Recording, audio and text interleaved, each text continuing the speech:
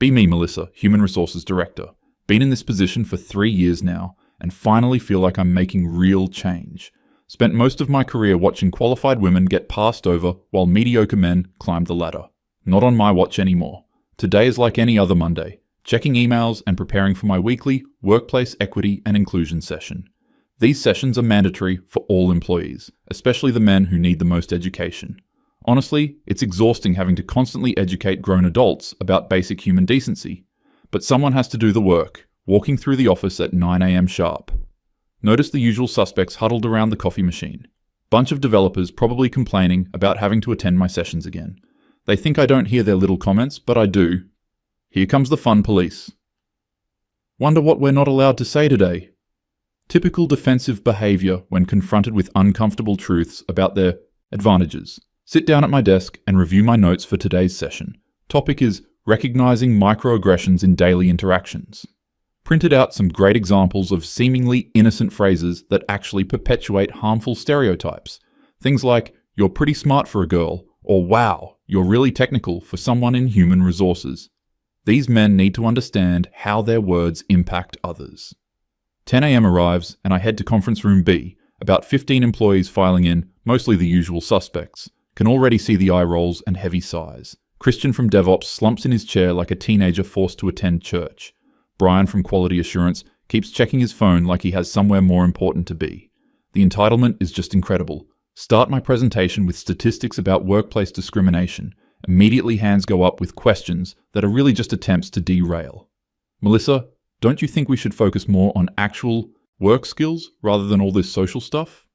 That's Brian, of course, always trying to minimize the importance of creating an inclusive environment. Brian, that attitude is exactly why these sessions are necessary. You can't separate workplace effectiveness from equity and inclusion. When people don't feel safe and valued, productivity suffers. This isn't optional. See him exchange looks with Christian, probably planning to complain to management again like they always do. Continue with my presentation about inclusive language. Explain how phrases like guys, when addressing mixed groups, reinforces male default thinking. Suggest alternatives like everyone or team. Immediately get pushback. This is ridiculous, Melissa. It's just a word. Nobody means anything by it. That's Jake from Front-End Development. When did everything become so complicated? We're all just trying to do our jobs here. Take a deep breath and maintain professional composure. Jake, this is exactly the kind of dismissive attitude that creates hostile work environments. Just because something doesn't affect you personally doesn't mean it's not harmful to others. Your impact matters more than your intent. See several men shifting uncomfortably in their seats. Good. Discomfort means learning is happening. Need to push through their resistance. Let me give you a concrete example. Last month during the product launch meeting, when Sarah suggested the user interface redesign, 3 different people interrupted her. When Christian suggested the exact same thing 20 minutes later, everyone listened and praised his innovation. That's not coincidence. That's unconscious bias in action. Christian immediately gets defensive. Wait a minute, that's not fair. I didn't even know Sarah had suggested that. And nobody interrupted her on purpose. Maybe she just wasn't being clear enough. Here we go with the gaslighting. Christian, that's exactly what I'm talking about. Instead of examining your own behavior, you're making excuses and blaming Sarah. This is a perfect example of how privilege works. You benefit from being heard while others are dismissed, then claim it's their fault. Can see the frustration building in the room. Several men are whispering to each other, probably plotting how to get me removed from my position like they tried last year. But I have documentation of everything. And leadership finally understands the importance of this work. Decide to address the elephant in the room directly. I know some of you think these sessions are unnecessary or even discriminatory against men. But let me be clear. Pointing out privilege isn't persecution. Being asked to examine your advantages isn't oppression. The discomfort you feel right now, that's what marginalized groups experience every single day. Brian stands up abruptly. You know what, Melissa? I've had enough of this. Every week you drag us in here and tell us we're terrible people just for existing. I work hard, I treat everyone with respect, and I'm tired of being lectured like I'm some kind of villain. Classic defensive response. They always make it about their hurt feelings instead of acknowledging the real harm their behavior causes. Brian, nobody called you a villain, but your reaction right now shows how much work we still have to do. Getting upset when asked to examine privilege is a textbook example of fragility. Fragility? Are you kidding me right now? His voice is getting louder. Other men in the room are nodding in agreement with him. This is exactly the kind of toxic solidarity I'm trying to break down. Yes, fragility. When someone points out systemic advantages you've benefited from your whole life, your immediate response is anger and denial. Instead of listening and learning, you're making yourself the victim. This is precisely why these conversations are so necessary. Jake jumps in, clearly agitated. Melissa, you have no idea what any of us have been through in our lives. You sit there making assumptions about our privilege when you don't know anything about our backgrounds. I grew up poor, worked 3 jobs to pay for college, and earned everything I have. But apparently none of that matters because I'm a man? They just don't get it. Individual hardships don't negate systemic advantages. Need to help them understand the bigger picture. Jake, I'm not diminishing your personal struggles, but having faced economic challenges doesn't mean you haven't also benefited from male privilege. You can experience disadvantage in one area while having advantages in another. The fact that you got those 3 jobs instead of equally qualified women, that's privilege in action. The room is getting tense now. Several men are talking at once. Christian stands up and faces me directly. Melissa, this is insane. You're literally telling us that everything good that's happened in our lives is because of our gender. That our hard work doesn't matter, our skills don't matter, our achievements don't matter. How is that fair? How's that motivating? How's that supposed to make us want to work together? He's getting emotional now, probably feeling threatened by having his worldview challenged. This is exactly what happens when comfortable people are forced to confront reality. Christian, acknowledging privilege doesn't diminish your accomplishments. It just provides context for how those accomplishments were made possible. The goal isn't to make you feel bad, it's to help you understand how systems work so we can make them more equitable. Your resistance to this concept is actually proving my point. Meeting is clearly going off the rails, but sometimes breakthrough moments look like breakdowns. They need to sit with this discomfort instead of running away from it. Check the time and see we're already over. Alright everyone, I know this was challenging today. That's the point. I want you all to think about what we discussed and how you can apply these insights to your daily interactions. Remember, creating inclusive environments is everyone's responsibility, not just human resources'. As people file out, can hear the grumbling and complaints. This is getting out of hand. She's lost it completely. We need to talk to someone about this. Typical resistance to change. They'll come around eventually, they always do. Spend the rest of the day documenting the session and planning follow-up activities. Maybe individual coaching sessions for the most resistant employees. Brian and Christian clearly need additional support to work through their defensiveness. Jake might be salvageable if I can help him connect his own experiences of struggle to empathy for others. Around 3 p.m, get an email from the Chief Executive Officer's assistant. Emergency all-hands meeting tomorrow morning at 9 a.m. Mandatory attendance. For all employees. No additional details provided. Bit unusual, but probably announcing some new initiative or policy change. Hopefully something that will support the culture transformation work I'm leading. Maybe new budget for diversity and inclusion programs. Company has been making good progress under current leadership. Rest of the day passes normally. Few employees stop by with questions about upcoming training schedules. Sarah from marketing thanks me for addressing the interruption issue in today's session. She confirms it's been an ongoing problem, but feels like things are starting to improve. This is exactly why the work matters. Head home feeling good about the day despite the pushback.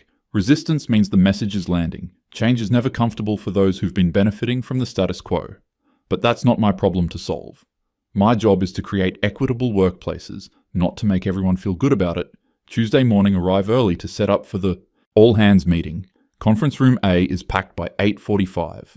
Can see clusters of male employees talking in hushed tones, probably still processing yesterday's session. Good, means they're actually thinking about it. 9 a.m. sharp and Chief Executive Officer walks in with someone I don't recognize. Tall guy in expensive suit, probably consulting firm partner or potential investor. Chief Executive Officer looks a bit nervous, which is unusual. He's normally very confident in these settings. Good morning everyone, thank you all for attending on short notice. Today marks a significant transition for our company. We've recently been acquired by a former employee who's built an incredibly successful business.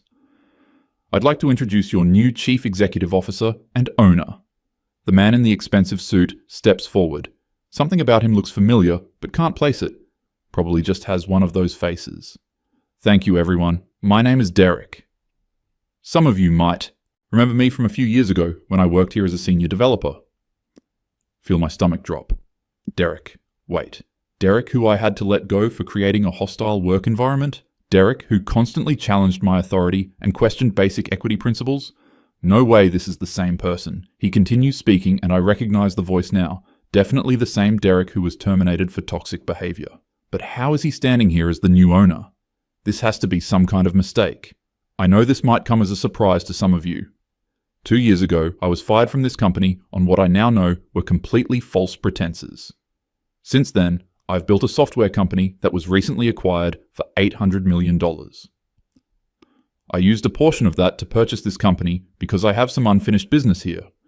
Room is completely silent. Can feel people looking in my direction. Blood is pounding in my ears. This can't be happening. Derek's eyes scan the room and land directly on me. His expression is cold, controlled anger. Melissa, I think we need to have a conversation. My office, now. Everyone else, please continue with your normal work. Department heads will meet with me individually this afternoon. Legs feel weak as I stand up. Try to maintain professional composure, but hands are shaking. Follow him out of the conference room while 60 pairs of eyes watch. Whispers start immediately behind us. He leads me to what used to be the Chief Executive Officer's office, sits behind the desk like he belongs there, which apparently he does now. This is a nightmare. Sit down, Melissa. His voice is calm, but I can hear the fury underneath. We have a lot to discuss. Try to take control of the conversation. Derek, I think there might be some confusion here about your previous employment. If you'll let me pull your file, we can review the circumstances that led to your departure. I'm sure we can clear up any misunderstandings. He leans back in the chair and stares at me for a long moment. Misunderstandings? Is that what we're calling it? You accused me of creating a hostile work environment when I questioned your training methods. You said I was displaying toxic masculine behavior when I asked for documentation of your claims. You fired me for being resistant to workplace equity initiatives when all I did was ask for evidence. Need to defend my professional judgment. His version of events is completely skewed. Derek, if you recall, there were multiple incidents where you undermined my authority in front of other employees. You consistently challenged equity policies that were designed to create a more inclusive workplace. Your behavior was having a negative impact on team dynamics and employee morale. His laugh is bitter and angry. Multiple incidents? You mean like when I asked why the new promotion criteria seemed to favor certain demographic groups? Or when I pointed out that your sensitivity training was creating more division than unity? Or when I requested documentation for your claim that our hiring practices were discriminatory? He's twisting everything, making reasonable management decisions sound arbitrary. Derek, those weren't good faith questions. They were attempts to derail important conversations about systemic inequities. When marginalized employees were trying to share their experiences, you were dismissing their concerns. That creates a hostile environment for people who are already vulnerable. He stands up abruptly and walks around the desk, looms over me while I'm still sitting. Classic intimidation tactic. Vulnerable? The only person being hostile was you, Melissa. You created an environment where half the workforce was afraid to speak up, where asking questions made you a target for termination, where being a man meant you were automatically suspect. Try to remain calm and professional. Derek, I understand you're upset about your termination, but these accusations are completely unfounded. I've always maintained professional standards and followed company policy. If you have specific complaints about my performance, they should go through proper human resources channels. He starts laughing again, harder this time. Human resources channels? You are the human resources channel, Melissa. That was the whole problem. You were judge, jury, and executioner with no oversight and no accountability. Well, guess what? Now there's oversight, and accountability is coming. Feeling panic rising, but try to stay in control. Derek, I think emotions are running high right now. Perhaps we should table this discussion and involve legal counsel. There are proper procedures for addressing workplace disputes. I'm willing to work with you to resolve any outstanding issues. His expression turns even colder. Oh, we're going to resolve issues, all right, starting with your employment. But first, I want you to understand exactly what you did and why it was wrong. Because for 2 years, I've been planning this conversation. Door opens, and Brian from Quality Assurance walks in without knocking. Derek must have called him. Brian, perfect timing. I was just explaining to Melissa why her position is being eliminated. Did you want to share your experiences with her management style? Brian looks directly at me with undisguised anger. Oh, absolutely. Melissa, for 3 years you made coming to work miserable. Every day wondering if something I said would be twisted into evidence of my supposed bigotry. Watching qualified colleagues get passed over for promotions because they didn't fit your demographic preferences. This is completely inappropriate. Brian is a disgruntled employee with a history of resistance to policy changes. Brian, these are serious accusations that you're making without evidence. I've always made decisions based on qualifications and company needs. If you felt there were procedural issues, you should have filed formal complaints. Derek interrupts. Like the formal complaint Christian filed about your retaliation after he questioned your training methods? The one that mysteriously got lost in the system? Or the complaint Jake filed about discriminatory treatment that you handled by giving him additional sensitivity training as punishment? How does he know about those? Those were confidential personnel matters. Derek, I can't discuss specific employee situations due to privacy regulations, but I can assure you that all complaints were handled according to policy. Any disciplinary actions were based on documented performance issues. Christian appears in the doorway. Derek waves him in. Christian, Melissa was just explaining how she handled your complaint fairly. Want to tell her how that felt from your perspective? Christian steps into the room, his face red with anger. Fairly? You buried my complaint completely, Melissa. Then you started nitpicking everything I did, trying to build a case for termination. When I pointed out the double standard in how you treated men versus women, you said I was being defensive and needed coaching. This is turning into a witch hunt. They're ganging up on me and distorting facts. Christian, you were given additional training resources because your interactions with female colleagues were creating discomfort. Multiple people reported feeling uncomfortable with your communication style. I was trying to help you improve your professional relationships. Derek slams his hand on the desk. Stop lying. There were no complaints about Christian. I've seen the files. You made that up to justify retaliating against him for filing a legitimate grievance, just like you made up reasons to fire me when I wouldn't back down. Feeling cornered and desperate, need to regain control of this situation. Derek, you're obviously very angry about your termination, but you can't just barge in here and make accusations. I had legitimate concerns about your behavior and the negative impact it was having on team morale. Your resistance to basic equity principles was creating problems for other employees. Jake appears in the doorway now too. This is clearly orchestrated. They're trying to intimidate me with numbers. Jake, come in. Melissa was just explaining how my resistance to equity principles justified firing me. Want to share what happened when you tried to support me? Jake walks in, his expression furious.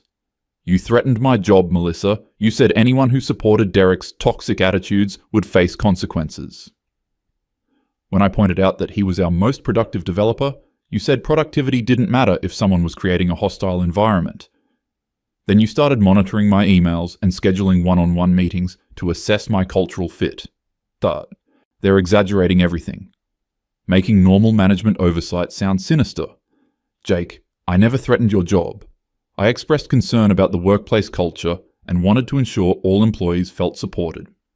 When there are allegations of hostile behavior, it's my responsibility to investigate thoroughly. That includes talking to people who might have witnessed problematic interactions. Derek walks around to face me directly. His voice is low and controlled, but I can see the rage in his eyes. Melissa, you destroyed my reputation based on lies. You cost me my job, my income, my professional relationships here. You made me question my own behavior and wonder if I was actually some kind of monster. For months, I couldn't sleep, couldn't focus, couldn't trust my own judgment. Try to interrupt, but he continues. But you know what? Getting fired was the best thing that ever happened to me. Because it forced me to prove that you were wrong about everything. I built a company with actual merit-based hiring and promotion, where people are judged by their contributions, not their demographics. Where asking questions is encouraged, not punished. Room is getting more crowded, can see other employees gathering in the hallway outside. This is becoming a public humiliation. And guess what, Melissa? My company is 60% women in technical roles. Because when you actually focus on qualifications instead of quotas, talented people rise regardless of their background.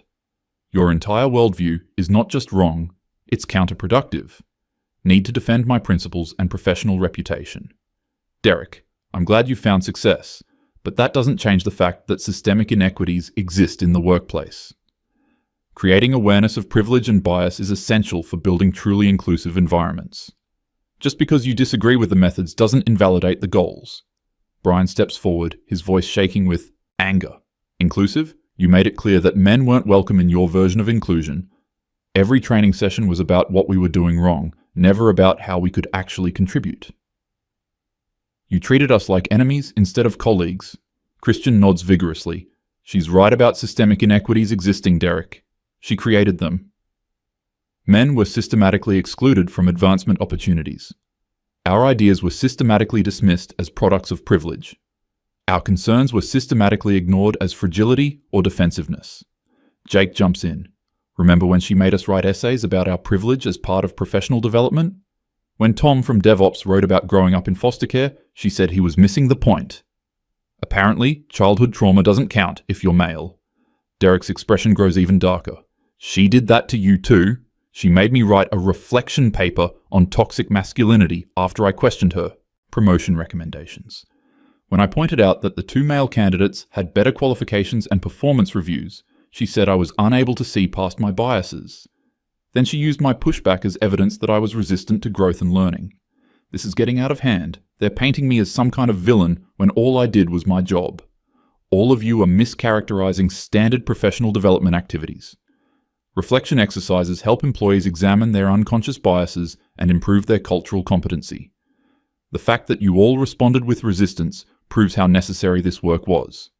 More men start filing into the office. Tom from DevOps, Ryan from Sales, even Quiet Steve from Accounting. They all have the same angry expression. Derek has clearly been planning this confrontation. Tom speaks up first. Melissa, you told me my background didn't matter because I still benefited from male privilege. You said my experiences of poverty and neglect were irrelevant to workplace dynamics. When I tried to explain how your assumptions were hurtful, you scheduled me for additional bias training. Ryan from Sales looks furious. She blocked my promotion 3 times because she said the sales team was too male-dominated. Never mind that I had the highest close rate and best client relationships. Apparently, my performance was just typical masculine aggression disguised as competence. Steve, who rarely speaks in meetings, is practically vibrating with anger. She made me attend anger management counseling because I raised my voice during a budget meeting. When I pointed out that Sarah from marketing had yelled at me the week before, she said that was justified frustration with systemic inequities. The same behavior, different standards. That's discrimination, plain and simple. Derek watches me as each man shares his experience. His expression is satisfied, like he's enjoying watching me squirm. This is clearly revenge, not justice. Derek, you've orchestrated this whole confrontation to humiliate me. You're using your position of power to retaliate against someone who held you accountable. This is exactly the kind of toxic masculine behavior I was trying to address. The room explodes in angry voices. Accountable for what? What exactly did any of us do wrong? You never provided evidence for any of your accusations. Derek raises his hand for silence. Melissa, you just proved my point perfectly. Even now, faced with multiple testimonies about your discriminatory behavior, your response is to attack and deflect. You can't admit that you were wrong because that would shatter your entire worldview. Feel tears starting but refuse to let them see me cry. Derek, I believe in equality and inclusion. I've dedicated my career to creating fair workplaces. If some of my methods were imperfect, that doesn't invalidate the principles. You're throwing away years of progress because of personal grievances. His voice gets quiet and deadly serious. Personal grievances? You cost me my livelihood based on lies. You systematically harassed every man in this office. You created exactly the kind of hostile work environment you claim to be fighting against. And you did it all while convincing yourself you were the hero. Brian steps closer. Melissa, I want you to understand something. We're not angry because we hate equality. We're angry because you perverted the concept of equality to justify discrimination. You took legitimate concerns about fairness and turned them into weapons against innocent people. Christian nods. You made us afraid to speak up, afraid to disagree, afraid to even exist in our own workplace. That's not inclusion, that's oppression. And you enjoyed it. You enjoyed having power over us. Try one more time to salvage this situation. I understand you're all upset, but we can work through this. I'm willing to adjust my approach based on feedback. We can develop new training methods that feel more inclusive for everyone. Derek, you don't need to fire me. We can find a way forward. Derek's expression doesn't change. No, Melissa, we can't work through this. Because you fundamentally don't understand what you did wrong. Even now, you're trying to negotiate and minimize instead of taking responsibility. You're not sorry for hurting people. You're sorry you got caught. Jake speaks up. She's already planning her next move. Look at her face. She's thinking about how to spin this, how to make herself the victim.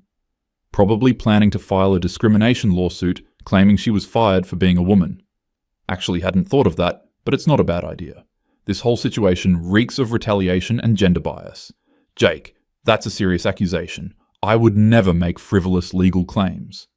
But this does raise questions about due process and fair treatment. Derek, I think you should consult with legal before making any termination decisions. Derek laughs coldly. Oh, I've consulted extensively with legal. They're fascinated by your personnel files. Turns out, creating different standards of behavior for employees based on their gender is illegal. Who knew? Tom jumps in. The lawyer we talked to said she could face criminal charges for some of this stuff. Creating hostile work environments, discriminatory practices, retaliation against protected complaints. Derek's being generous by just firing her. Panic is setting in now. This is spiraling completely out of control. Derek, you're making a huge mistake. I have documentation supporting every decision I made. There are proper procedures for personnel changes, and this isn't it. You can't just fire someone on your first day without following company policy. Derek smiles for the first time since this conversation started. Actually, I can, because I own the company now, and because I've spent 2 years building a bulletproof case against you. Every complaint that was buried, every double standard, every retaliatory action, it's all documented. Ryan from sales pulls out his phone. We've been recording our interactions with you for months. Every time you made discriminatory comments, we documented it. Every time you retaliated against us for filing complaints, we have proof. We were building a lawsuit against the company, but Derek's solution is better. Steve nods. My lawyer said what you did to us meets the legal definition of harassment based on protected characteristics. Gender is a protected class, Melissa, even male gender. You can't treat people differently because of their sex. That's basic employment law. Derek stands up and walks to the window. The irony is beautiful, isn't it? You spent so much time lecturing us about discrimination that you never realized you were the one discriminating. You were so convinced of your own righteousness that you couldn't see your own bigotry. Classic projection. Feel completely defeated, but try one last appeal. Derek, I know I made mistakes, but my heart was in the right place. I was trying to level the playing field for people who have been historically disadvantaged. Maybe my methods were flawed, but the intention was good. Isn't that worth something? The room goes completely silent for a moment. Then Derek turns around with the coldest expression I've ever seen. Good intentions? You think good intentions justify what you did to us? You destroyed my self-confidence and made me question my own worth. You created an environment of fear and suspicion. You turned colleagues against each other based on their demographics. And you think your intentions make that okay? Brian's voice is shaking with rage. My teenage son asked me why I hated going to work every day. I had to explain to a 16-year-old that my boss thought I was a bad person because I'm a man. You affected my family, Melissa. You affected my relationship with my son. But sure, your intentions were good. Christian is clenching his fists. I started having panic attacks before your training sessions. My wife had to convince me not to quit because we needed the insurance. I felt worthless and ashamed for months because of your psychological manipulation. But your heart was in the right place, so it's all fine, right? Jake steps forward. You know what good intentions are, Melissa? They're what cowards hide behind when they don't want to face the consequences of their actions. Every tyrant in history thought they were doing the right thing. Your intentions don't matter. Your impact does. Derek walks back to the desk. Security is waiting outside to escort you to your office to collect your personal items. Your access has been revoked, and your final paycheck will be mailed to you. You have 30 minutes to clean out your desk. Feel like the room is spinning. This can't be happening. 3 years of hard work, gone. Career possibly over. Derek, please. I'm sorry if I hurt anyone. That was never my intention. I was just trying to create a better workplace for everyone. Can't we find some middle ground here? Some way to make this right? He doesn't even look at me. The middle ground was treating people fairly based on their individual merit and behavior. You rejected that option repeatedly. Now you get to live with the consequences. Stand up on shaking legs. Every man in the room is staring at me with undisguised contempt. Feels smaller than I've ever felt in my life. This isn't over, Derek. You can't just destroy someone's career because you disagreed with their methods. I'll be filing complaints with the Equal Employment Opportunity Commission and the State Labour Board. And I'll be consulting with attorneys about wrongful termination and gender discrimination. Derek finally looks at me again. Go ahead, Melissa. Please do that. I'd love to see you try to explain to a judge why systematically discriminating against men was justified. I'd love to watch you argue that holding different behavioural standards based on gender was legal. Please, make this as public as possible. Brian laughs harshly. She really thinks she can play the victim card now. After 3 years of making our lives hell, she's going to claim discrimination. The audacity is just incredible. Christian shakes his head. This is exactly what we predicted. She can dish it out, but she can't take it. When she had power, it was about accountability and consequences. Now that she's facing consequences, suddenly it's unfair and discriminatory. Derek motions toward the door. Security is waiting, Melissa. Don't make this harder than it needs to be. Walk toward the door on unsteady legs. Can hear whispers and murmurs from the employees gathered in the hallway. Everyone watching my humiliation. Everyone seeing me get what they think I deserve. Turn back one more time. Derek, I hope you understand what you're doing here. You're dismantling years of progress toward workplace equity. You're sending a message that challenging the status quo will be punished. This sets a dangerous precedent. Derek's expression doesn't change. The only precedent being set is that discrimination is wrong, regardless of who's doing it. That treating people differently based on their gender is illegal, and that abusing power to push personal agendas has consequences. Maybe you'll learn from this experience. Jake calls out from behind me. Don't let the door hit you on the way out, Melissa. And good luck finding another job when word gets around about why you were fired. Walk through the gauntlet of staring employees. Can feel their satisfaction at seeing me brought low. 3 years of building respect and authority destroyed in 30 minutes. Security guard escorts me to my office. Hands are shaking as I pack my personal items. Framed certificates, motivational books, coffee mug with feminist quotes. Everything feels meaningless now. Can hear celebration in the distance. Someone brought champagne. They're actually celebrating my firing, after everything I tried to do for this company. Finish packing and walk toward the exit. Derek appears in the hallway one final time. Melissa, I want you to remember something. Everything that happened today was the direct result of your own choices. You created this situation through your own actions. Maybe next time you'll think twice before you abuse your power. Walk out the front door and to my car. Sit in the driver's seat for 10 minutes trying to process what just happened. Career destroyed, reputation ruined, future uncertain. All because I tried to make the world a little more fair. Drive home in a daze. How did everything go? So wrong, so fast. 3 years of progress, gone. Derek's revenge complete. But maybe this isn't over. Maybe there are legal options. Maybe I can expose what really happened here. Maybe I can get justice. One thing is certain though, Derek and his allies may have won today, but the fight for workplace equity will continue, with or without me.